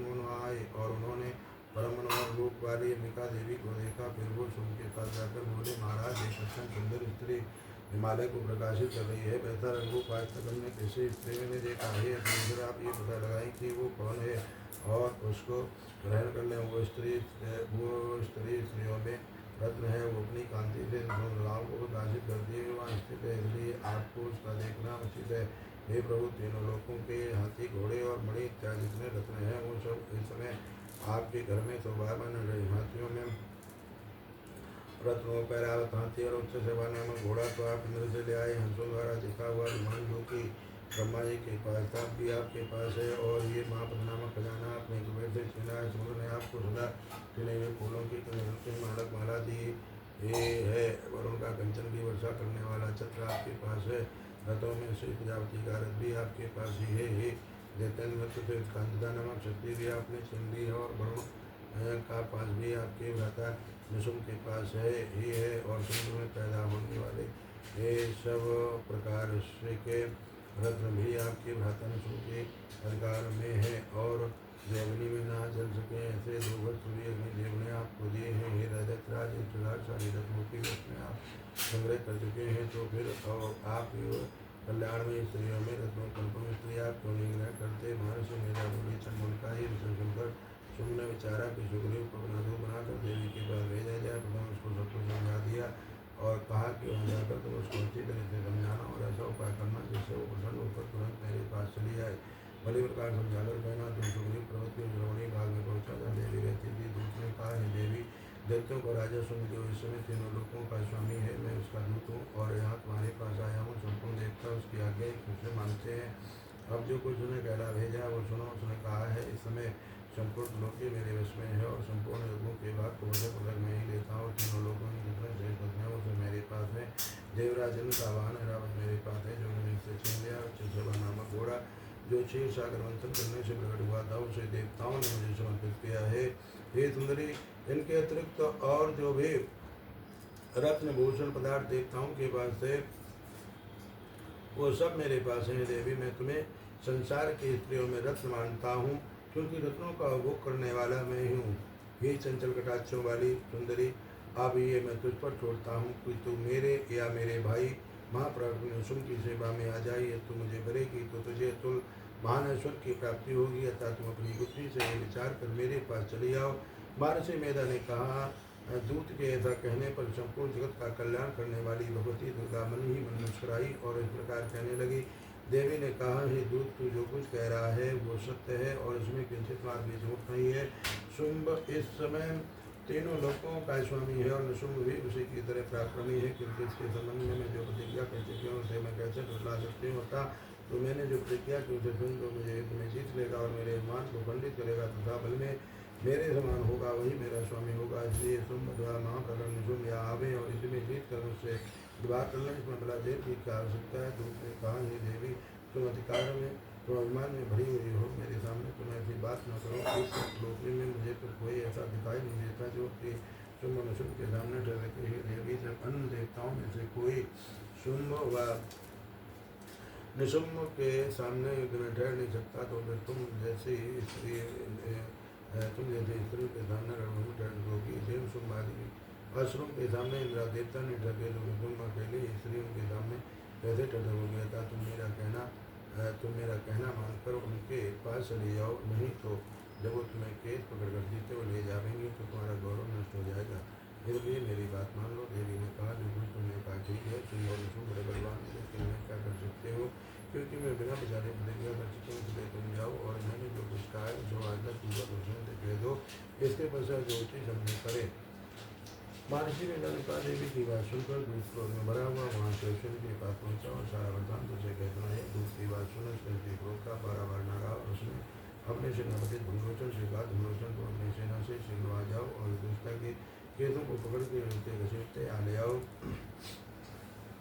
यदि उसकी रक्षा के लिए कोई दूसरा खड़ा हो, चाहे वो देवता है चलवा गंधर्व ही क्यों न हो, उसको तुम वश मार डालना। महर्षि मेधा ने कहा, शुंभ के इस प्रकार आज्ञा देने पर धूम्रोचन 60,000 राक्षसों की सेना को उठा लेकर वहाँ पहुँचा और देवी को देख ललकार कर कहने लगा, अरे तू अभी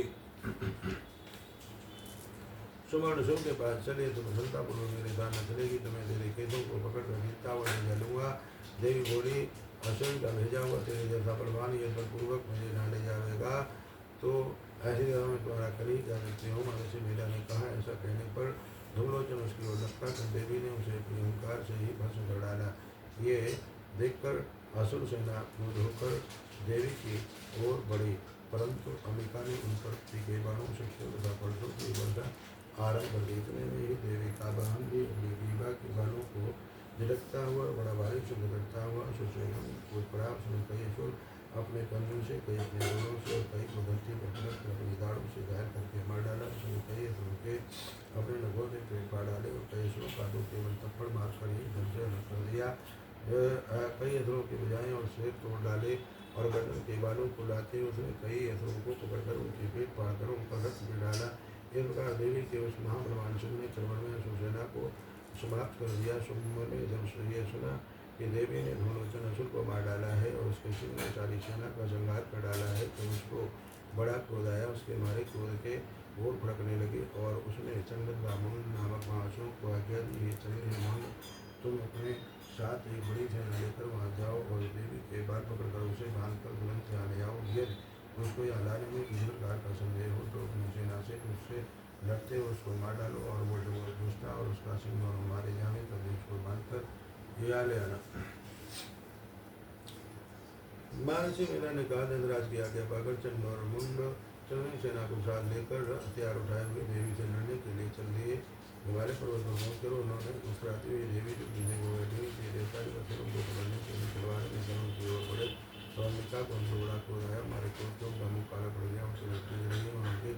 ललाट में से भयंकर तथा अत्यंत विस्तृत प्रमुख वाली लालाकों वाली काली प्रकट हुई, क्योंकि अपने हाथों से तलवार और पास लिए हुए थे। वो विजय धनुष धारण किए हुए थे, सीधे किस्मों की साड़ी और लोगों की माला पहनने की व्यवस्था मासूम पर हुआ था, और शरीर केवल हड्डियों का ढांचा था, और जो भयंकर शब्द से दिशाओं को फूंक कर रही थी, वो असुर सेना पर टूट पड़ी और दैत्यों को भक्षण करने लगी। वो पार्श्व रक्षकों, अंधुधारी महावतों, हाथियों पर सवार योद्धाओं और घंटा से गिरे हाथियों को एक हाथ से पकड़कर अपने मुंह में डाल रही थी, और इसी प्रकार वो घोड़ों, रथों, सारथियों, गुवारतों में बैठे हुए सैनिकों को मुंह में डालकर घाने रूप से चबा रही थी। किसी की कील पकड़कर, किसी की गर्दन पकड़कर, किसी को पैरों से लगाकर, किसी दैत्य को छाती से घुसक कर मार रही थी। वो दैत्य के छोड़े हुए बड़े बड़े हाथ से शिशुओं को मुंह में पकड़कर और क्रोध में भर उनको दांतों से बेच रही थी। उसने कई बड़े बड़े असुर बच्चन घटा डाले, जिन्हों को लौट डाला, और कितने उसकी मार के मारे भाग गए, कितनों को उसने तलवार से मार डाला, कितनों को दांतों से समाप्त कर दिया। और इस प्रकार से देवी ने चंद्र में संपूर्ण करना को नष्ट कर दिया। ये देव मामला बनी चंद्रकाली देवी की ओर लपका, और मुंड देवी देवी पर अपनी बाणों की वर्षा आरंभ कर दी, और अपने हजारों चक्र पर छोड़े। वो उस समय वो चमकते हुए बाण व चक्र देवी के मुख में प्रविष्ट हुए, इस प्रकार दिख रहे थे जैसे मानो बहुत से सूर्य मेघों की घटा में प्रविष्ट हो रहे हैं। उसके पश्चात भयंकर शब्द के साथ काली ने अत्यंत जोश में भरकर विकट अट्टहास किया। उसका भयंकर मुख देखा नहीं जाता था। उसके मुख में श्वेतातों की पंक्ति चमक रही थी। फिर उसने तलवार हाथ में लेकर हूँ शब्द लेकर चंड के ऊपर आक्रमण किया, और उसके केस पकड़कर उसका सिर काटकर अलग कर दिया। चंड को मरा हुआ देखकर मुंड देवी की ओर लपका, परंतु देवी ने क्रोध में भरे उसे भी अपनी तलवार से हम लोग को पहुँचा दिया। चंड और मुंड को मरा हुआ देखकर उसकी बाकी बची हुई सेना वहाँ से भाग गई। इसके पश्चात काली चंड और मुंड के कटे हुए सिरों को लेकर चंडिका के पास गई और प्रचंड अट्टहास के साथ कहने लगी, हे देवी, चंड और मुंड दो महादेवों को मारकर तुम्हारी भेंट कर दिया है। अब शुभ और अशुभ का तुमको स्वयं वध करना है। महर्षि मेधा ने कहा, वहाँ लाए हुए चंड और मुंड के सिरों को देखकर कल्याणमयी चंडी ने काली से मधुरवाणी में कहा, हे देवी, तुम चूंकि चंड और मुंड को मेरे पास लेकर आई हो, तथा संसार में चामुंडा के नाम से तुम्हारी ख्याति होगी। महर्षि मेधा ने कहा, चंड और मुंड नामक असुरों के मारे जाने से और बहुत सी सेना के नष्ट हो जाने से असुरों के राजा प्रतापी सुमन ने क्रोध युक्त होकर अपनी संपूर्ण सेना को युद्ध के लिए तैयार होने की आज्ञा दी। उसने कहा, अब उदायुध नामक 86 सेनापति अपनी सेनाओं के साथ युद्ध के लिए जाएं, और कंबो नामक 84 सेनापति भी युद्ध के लिए जाएं, और कोटवीर नामक 50 सेनापति और धमकुल नाम के 100 सेनापति प्रस्थान करें। कालक, गौहद, मौर और काल के दैत्य भी मेरी आज्ञा से सचकर युद्ध के लिए कूच करें। भयानक शासन करने वाला असुरों का स्वामी सोम इस प्रकार आज्ञा देकर बहुत बड़ी सेना के साथ युद्ध के लिए चला। उसकी सेना को अपने ओर आता हुआ देखकर चंडिका ने अपनी धनुष की टंकोर से पृथ्वी और आकाश के बीच का भाग जा दिया। हे राजन, इसके पश्चात देवी के सिंह ने धारणा आरंभ कर दिया, और अंबिका के घंटे के शब्दों ने उस ध्वनि को और भी बढ़ा दिया।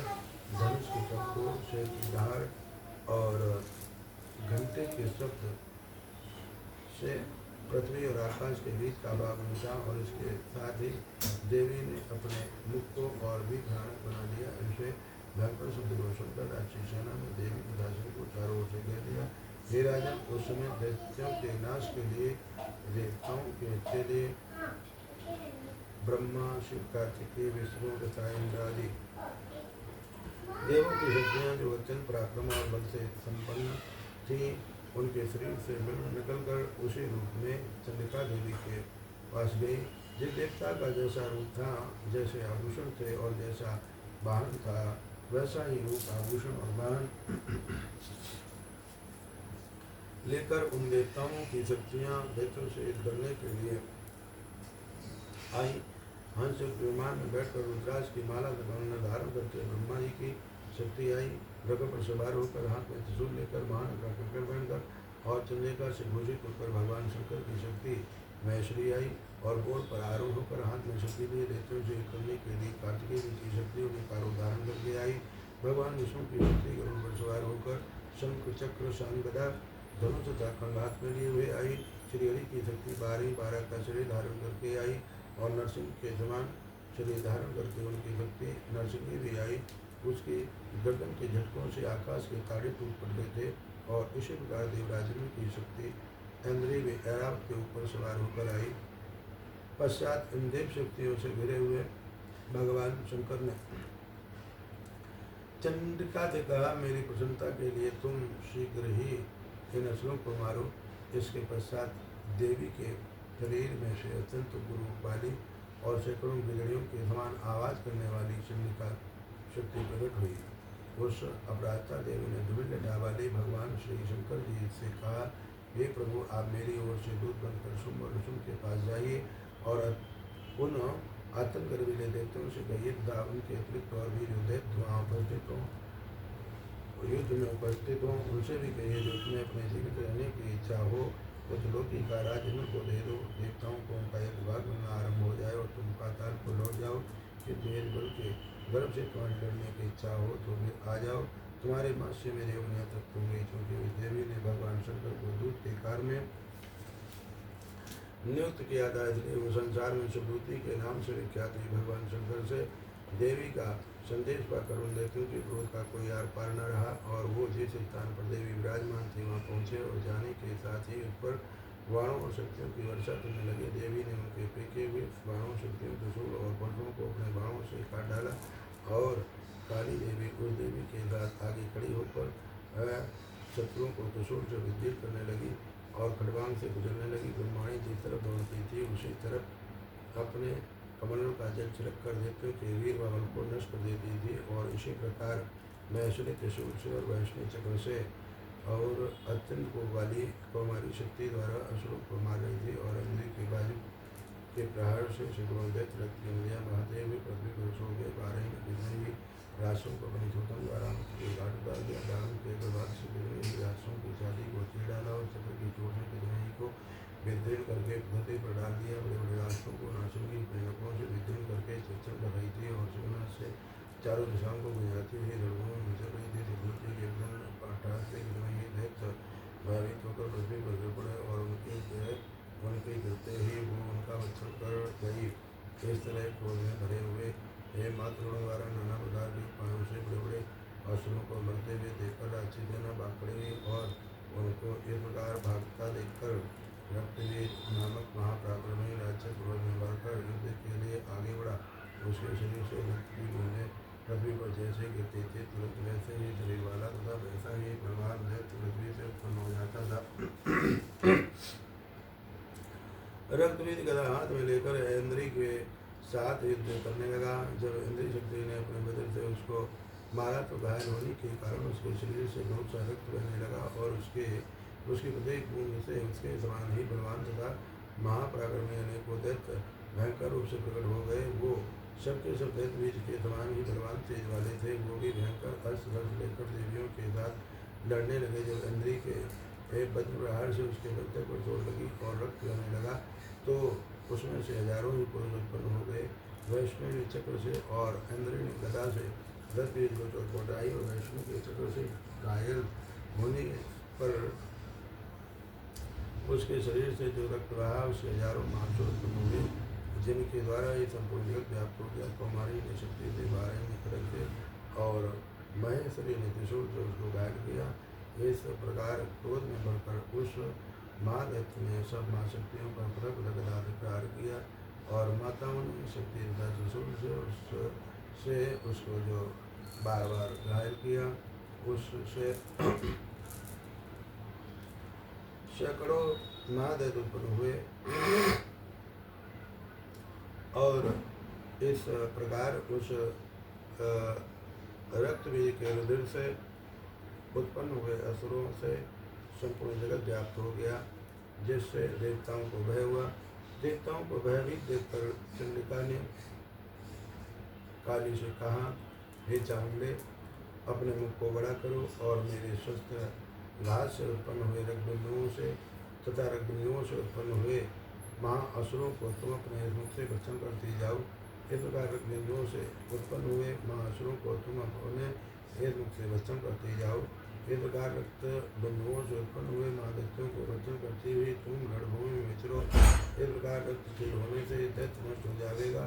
तुम्हारे भक्षण करने के कारण अन्य दैत्य उत्पन्न नहीं होंगे। काली से इस प्रकार पैदल चंद्रिका देवी ने रक्तबीज पर अपने त्रिशूल से प्रहार किया और काली देवी ने अपने मुख में उसका रक्त ले लिया।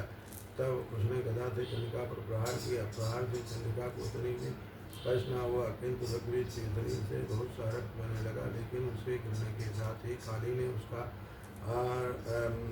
ने उसको अपने मुख में ले लिया। काली के मुख में उस रक्त से जो असुर उत्पन्न हुए उनको उसने भक्षण कर लिया और रक्त को पीती गई। तदंतर देवी ने रक्तबीज को, जिसका कि खून काली ने पिया था, चंद्रिका ने उस दैत्य को वज्रबाण, खड़ग तथा दृष्टि इत्यादि से मार डाला। हे राजन, अनेक प्रकार के शत्रुओं से मारा हुआ और खून से वंचित हुआ महादैत्य रक्तबीज पृथ्वी पर गिर पड़ा। हे राजन, उसके गिरने से देवता तुम प्रसन्न हुए और माताएं मनुष्यों का रक्त पीने के पश्चात उद्यत होकर नृत्य करने लगी। राजा ने कहा, हे ऋषिराज, आपने रक्तबीज के वध से संबंध रखने वाला वरदान मुझे सुनाया। आप मैं रक्तबीज के मरने के पश्चात क्रोध में भरे हुए शुंभ और अशुभ ने जो कर्म किया वो सुनना चाहता हूँ। महर्षि मेधा ने कहा, रक्तबीज के मारे जाने पर शुंभ और अशुभ को बड़ा क्रोध आया और अपनी बहुत बड़ी सेना का इस प्रकार सर्वनाश होते देखकर निशुम्भ देवी पर आक्रमण करने के लिए दौड़ा। उसके साथ बहुत से बड़े बड़े असुर देवी को मारने के बाद से दौड़े और महापराक्रमी शुंभ अपनी सेना सहित चंडिका को मारने के लिए बड़ा। उधर शुंभ और नशुम्भ का देवी से घोर युद्ध होने लगा और वो दोनों असुर इस प्रकार देवी पर बाण छोड़ने लगे जैसे मेघों से वर्षा हो रही हो। उन दोनों के चलाए हुए बाणों को देवी ने अपने बाणों से काट डाला और अपने शस्त्रों की वर्षा से उन दोनों दैत्यों को चोट पहुंचाई। निशुंभ ने 30 तलवारों चमकती हुई ढाल लेकर देवी के सिर पर आक्रमण किया। अपने बाण को चोट पहुंची हुई देखकर देवी ने अपने क्षुरप्र नामक बाण से निशुंभ की तलवार व ढाल दोनों को ही काट डाला। तलवार और ढाल कट जाने पर निशुंभ ने देवी पर शक्ति से प्रहार किया। देवी ने अपने चक्र से उसके 2 टुकड़े कर दिए। फिर क्या था, दैत्य मारे क्रोध के जल बुन गया और उसने देवी के मारने के लिए उसकी ओर शूल फेंका, किंतु देवी ने अपने मुक्के से उसको चूर चूर कर डाला। फिर उसने देवी पर गदा से प्रहार किया। देवी ने त्रिशूल से गदा को भस्म कर डाला। इसके पश्चात वो वर्षा हाथ में लेकर देवी की ओर लपका। देवी ने अपने तीखे बाणों से उसे धरती पर सुला दिया। अपने पराक्रमी भाई निशुंभ के इस प्रकार से मरने पर शुंभ क्रोध में भरकर देवी को मारने के लिए दौड़ा। रथ में बैठा हुआ उत्तम आयुधों से सुशोभित अपनी 8 बड़ी बड़ी भुजाओं से सारे आकाश को ढके हुए था। शुंभ को आते हुए देखकर देवी ने अपना सिंह बजाया और धनुष की टंकोर का भी अत्यंत जोर शब्द किया। साथ ही अपने घंटे के साथ से शब्द से, जो कि संपूर्ण दैत्य सेना के तेज को नष्ट करने वाला था, संपूर्ण दिशाओं को व्याप्त कर दिया। इसके पश्चात देवी के सिंह ने भी अपनी धार से, जिसे स्वयं बड़े बड़े वाहनों को में चूर चूर हो जाता था, आकाश पृथ्वी और 10 दिशाओं को पूरित कर दिया। फिर आकाश में उछलकर काली ने अपने दांतों तथा हाथों को पृथ्वी पर पटका। इसके ऐसा करने से ऐसा शब्द हुआ जिससे कि उससे पहले के सारे शब्द शांत हो गए। इसके पश्चात शिवदूती ने असुरों के लिए भय उत्पन्न करने वाला ठास किया, जिसे सुनकर सब दैत्य थर्रा उठे और शुंभ को बड़ा क्रोध हुआ। फिर अंबिका ने उसे रे दुष्ट खड़ा रहे कहा, तो आकाश से सभी देवता जय हो बोल उठे। शुंभ ने वहाँ आकर ज्वालाओं से युक्त एक अत्यंत भयंकर शक्ति छोड़ी, जैसे आते देखकर देवी ने अपनी मुल्लका नामक शक्ति से काट डाला। हे राजन, फिर शुंभ के संविनाश से तीनों लोग व्याप्त हो गए और उसके प्रयोजन से ऐसा घोर शब्द हुआ जिसने इससे पहले के सारे शब्दों को जीत लिया। शुंभ के चौड़े बाणों को देवी ने और देवी के चौड़े बाणों को शुंभ ने अपने बाणों से काट सैकड़ों और हजारों टुकड़ों में परिवर्तित कर दिए। इसके पश्चात जब चंडिका ने क्रोध में भर शुंभ को त्रिशूल से मारा तो वो मूर्छित होकर पृथ्वी पर गिर पड़ा। जब उसकी मूर्छा दूर हुई तो वो धनुष लेकर आया और अपने बाणों से उसने देवी कालिका सिंह को घायल कर दिया। फिर उस राक्षस ने 10,000 भुजाएं धारण करके चक्रायुधों से देवी को आच्छादित कर दिया। तब भगवती दुर्गा ने क्रुद्ध होकर अपने बाणों से उन शत्रुओं का बाणों को काट डाला। ये देखकर शुंभ हाथ में गदा लेकर चंडिका को मारने के लिए दौड़ा। उसके आते ही देवी ने तीर प्रहार वाले खड्ग से उसकी गदा को काट डाला। उसने फिर त्रिशूल हाथ में ले लिया। देवताओं को दुखी करने वाले शुंभ को त्रिशूल हाथ में लिए हुए आता देखकर चंडिका ने अपने त्रिशूल से उसकी छाती पर प्रहार किया और उसकी छाती को चीर डाला। शुभ उद्योग हो जाने पर उसकी छाती में से गुजरता ही ठहर जा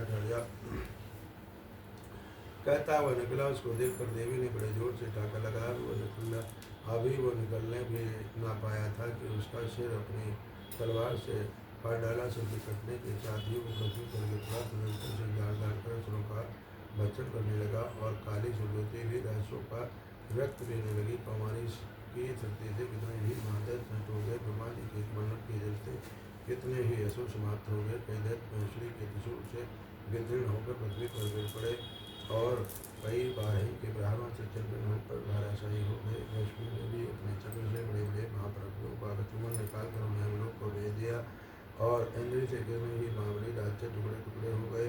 कई दैत्य मारे गए, कई भाग गए, कितने ही काली सिंदूती और शुंभ ने भक्षण कर लिए। महर्षि मेघनाद ने कहा, हे राजन, अपने प्यारे भाई को मरा हुआ तथा सेना को नष्ट हुई देखकर क्रोध में भरकर दैत्यराज शुंभ कहने लगा, दुष्ट दुर्गे, तू अहंकार से गर्व मत कर, क्योंकि तू दूसरों के बल पर लड़ रही है। देवी ने कहा, हे दुष्ट, देख, मैं तो अकेली ही हूँ। इस संसार में मेरे सिवा दूसरा कौन है? ये सब मेरी शक्तियाँ हैं। देख, ये सब की सब मुझ में प्रविष्ट हो रही हैं। इसके पश्चात ब्रह्माणी आश्रम देवियाँ उस देवी के शरीर में लीन हो गई और देवी अकेली रह गई। तब देवी ने कहा, मैं अपनी ऐश्वर्य शक्ति से जिन रूपों में उपस्थित हुई थी उन सब रूपों को मैंने समेट लिया है। अब अकेली ही आ खड़ी हूँ, तुम भी यहीं ठहरो। महर्षि मेधा ने कहा। तब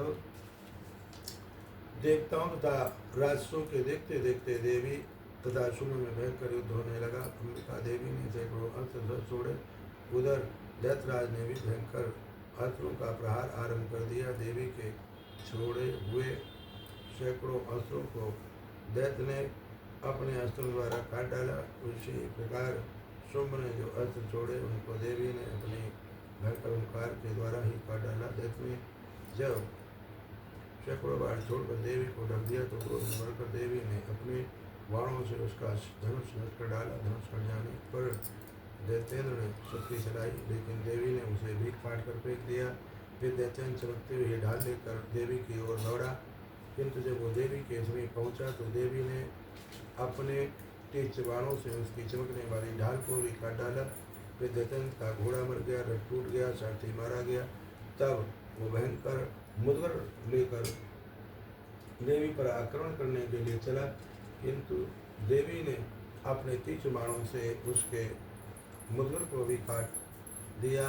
इस पर दैत्य ने क्रोध में भरकर देवी की छाती में बड़े जोर से एक मुक्का मारा। दैत्य ने जब देवी को मुक्का मारा तो देवी ने भी उसकी छाती में जोर से थप्पड़ मारा। थप्पड़ खाकर पहले तो दैत्य पृथ्वी पर गिर पड़ा, किंतु तुरंत ही वो उड़गड़ा हुआ। फिर वो देवी को पकड़कर आकाश की ओर उछला और वहाँ जाकर दोनों में युद्ध होने लगा। वो युद्ध ऋषियों और देवताओं को आश्चर्य में डालने वाला था। देवी आकाश में दैत्य के साथ बहुत देर तक युद्ध करती रही। फिर देवी ने उसे आकाश में घुमाकर पृथ्वी पर गिरा दिया। दुष्टात्मा दैत्य पुनः उठकर देवी को मारने के लिए दौड़ा, तो उसको अपनी ओर आता हुआ देखकर देवी ने उसकी छाती विदीर्ण करके उसको पृथ्वी पर